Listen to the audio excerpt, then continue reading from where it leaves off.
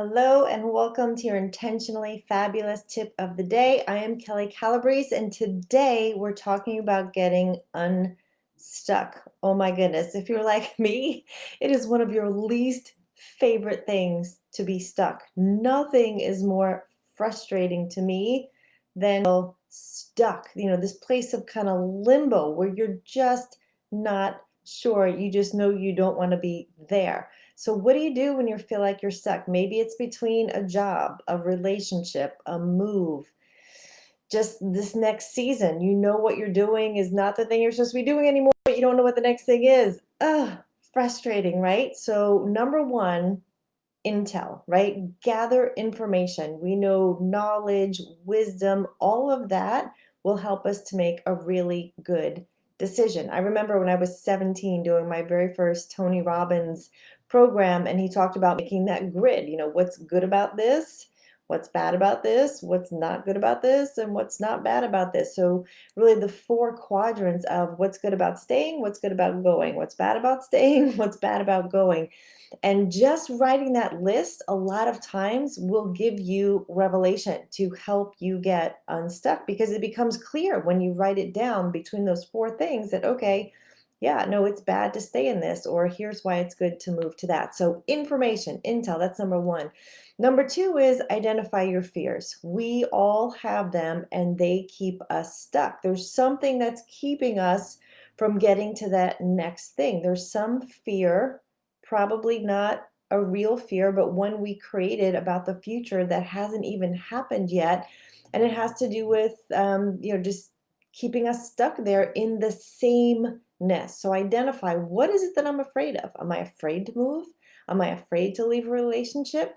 Am I afraid to put myself out there and do what my dream really is? What's keeping me from it?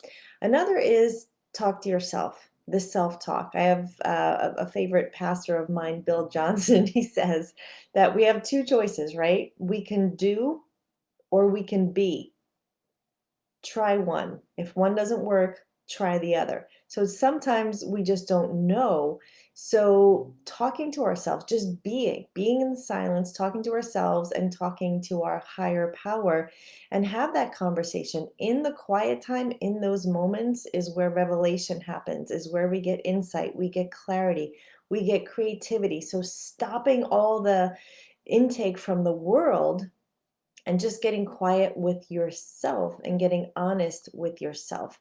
And then once you do that, the next step would be talk to someone else. There's someone out there, whether it's a counselor, a professional, someone who's ahead of you in what you want to do, that they can share wisdom from a place of mentorship that maybe you wouldn't have that insight. So that's something that can help you to decide and get you unstuck. Another is really to just expand your comfort zone. Just get out of what you know and see what's out there, right? Test it, try it, explore it, dip your toe in the water and see what happens. You won't know until you try. Another is, to kind of accept the limbo because sometimes there's a reason for the season that we are supposed to be still. We're supposed to be quiet, that something magical is happening in the waiting, in what feels like a valley for you. That's where things are built. That's where character is created. That's where we have to overcome the hard things because we traditionally don't like to be still. We're living in a world that is moving fast. It has never moved faster.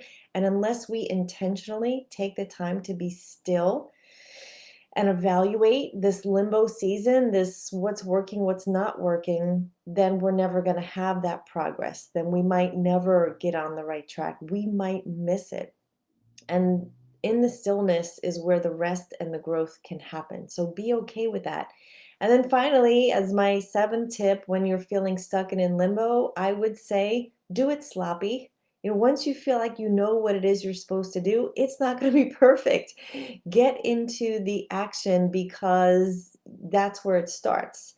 I have a friend, David Wood, who says every master was once a disaster. So get up and try it, not going for perfection, but just going for momentum because the momentum will build.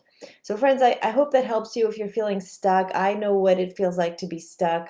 Some of you, especially in the area of relationship, where maybe you're between a separation and a divorce, or a divorce and moving on to that next new bonus, amazing life, and you're not quite there yet. And it's okay to be in that stillness because in that grief cycle, in that time, is where amazing things can heal and new things can happen. So, I want to invite you to a private Facebook group that I have called Intentionally Fabulous, and it's for women going through any seasons of separation, divorce, post divorce, who want to heal, who want to be well, who want to feel amazing and sexy and energized and hope filled again. Please join us. We talk about the hard things. We have a lot of fun there. And if that's not you, but you know someone, please invite them to that Facebook page. It's Intentionally Fabulous.